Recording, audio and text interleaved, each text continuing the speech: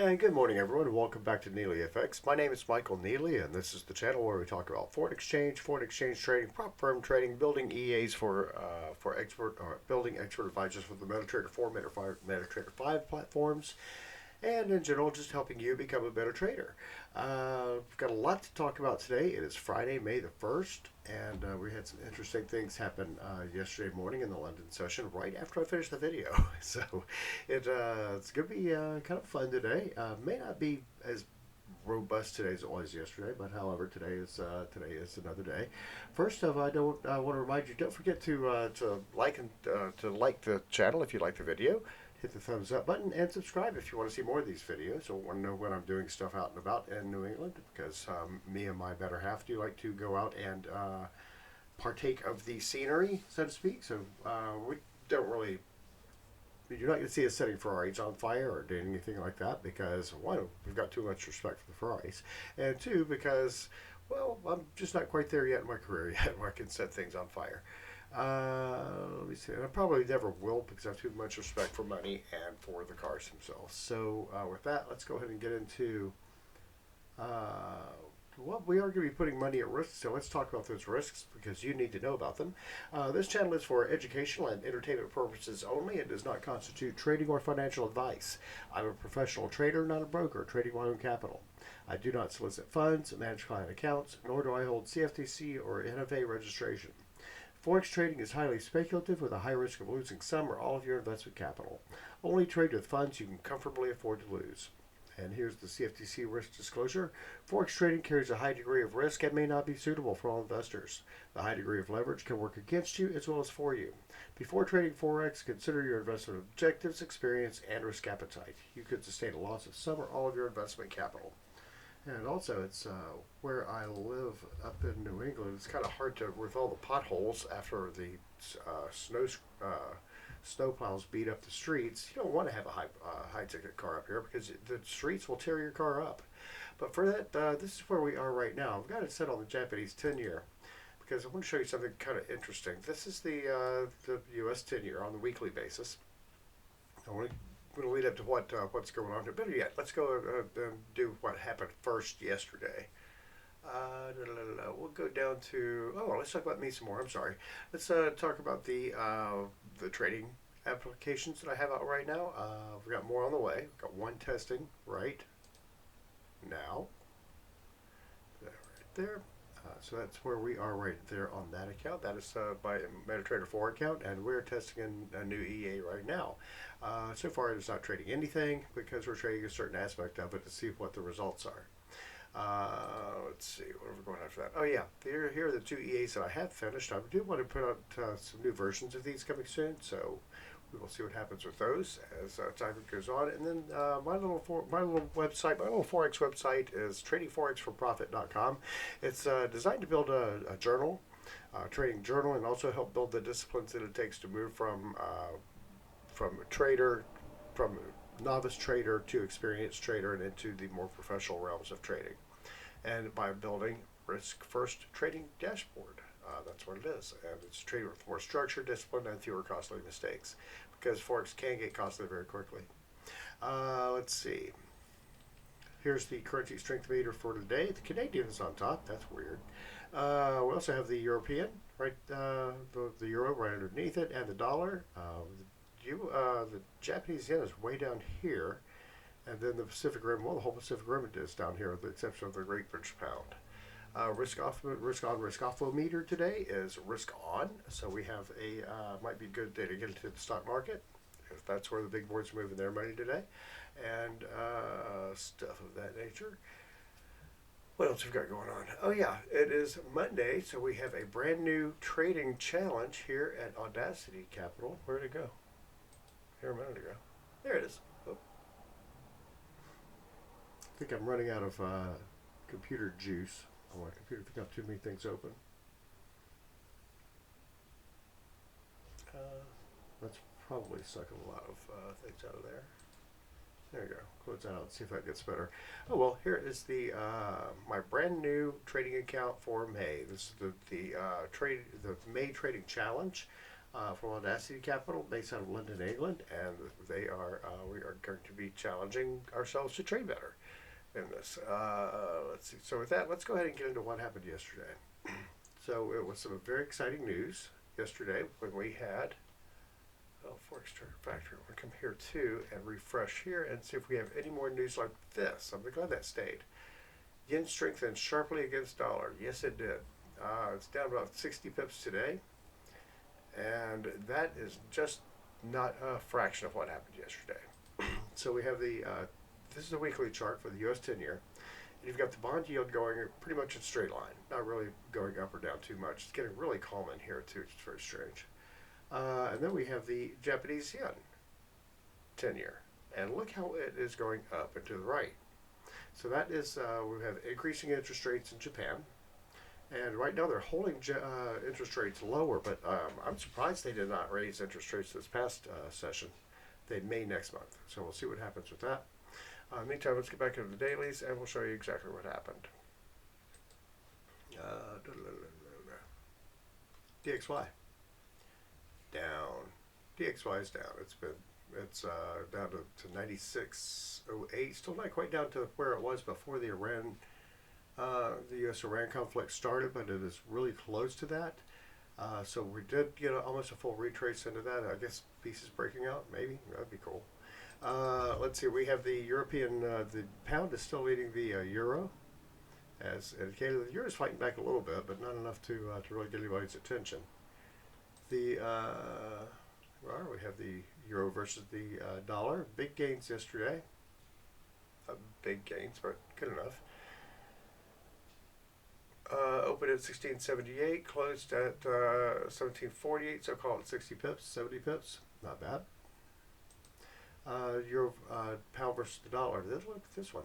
Went up 100 and some odd pips. 129.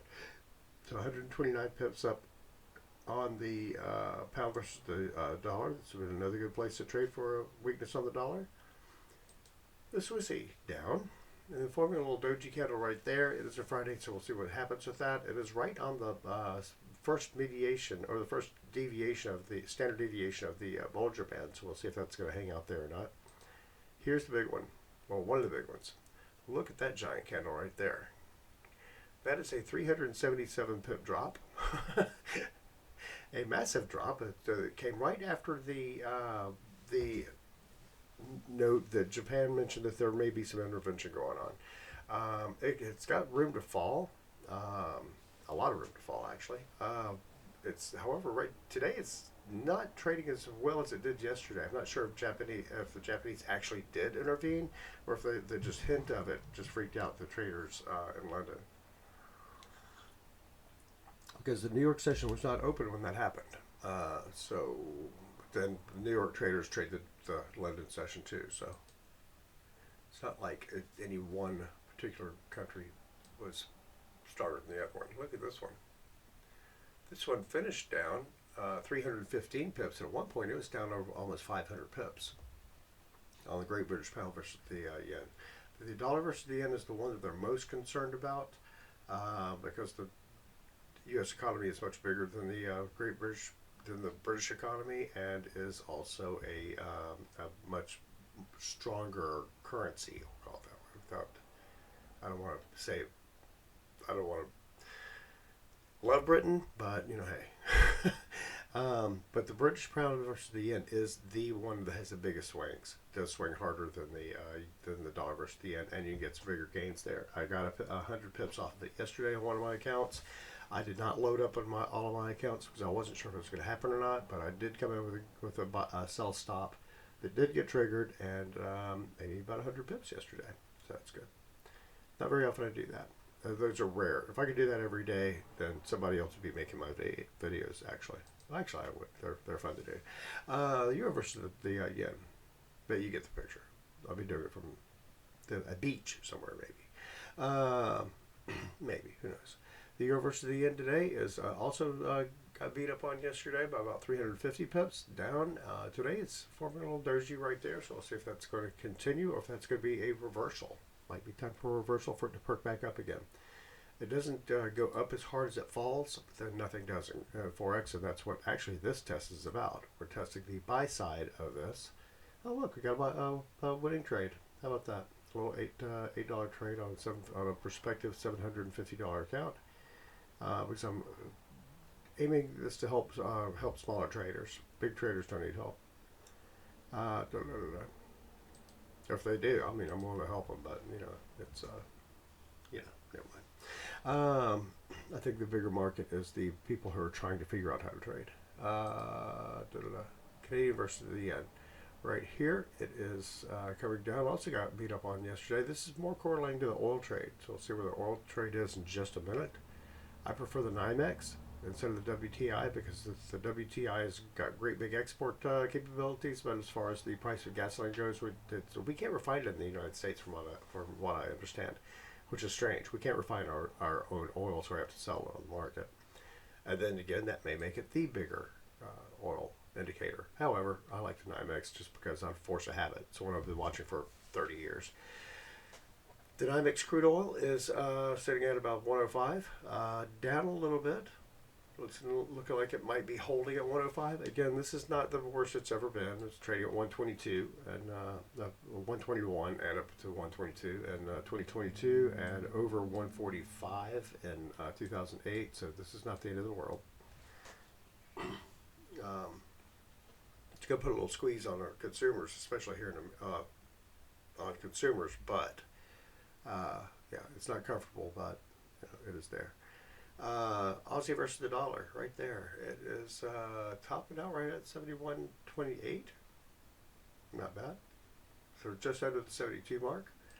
And it was right about 6:30 that the Japanese market broke. So we'll see what happens with that. Gold.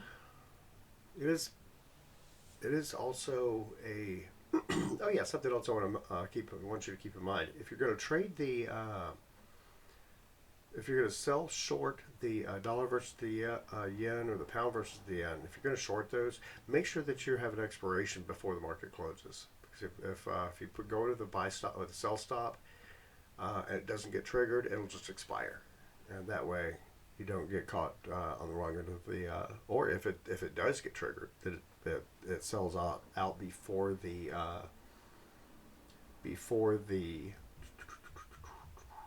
market close, because then you'll still have to pay the carry trade instead of receiving the carry trade. That's the reason why those currency pairs are so strong. It's because the difference of the interest rates. Larger corporations get money from the difference in the interest rates. And that was from when I first showed you the dollar versus the yen and the pound versus the yen bond yields.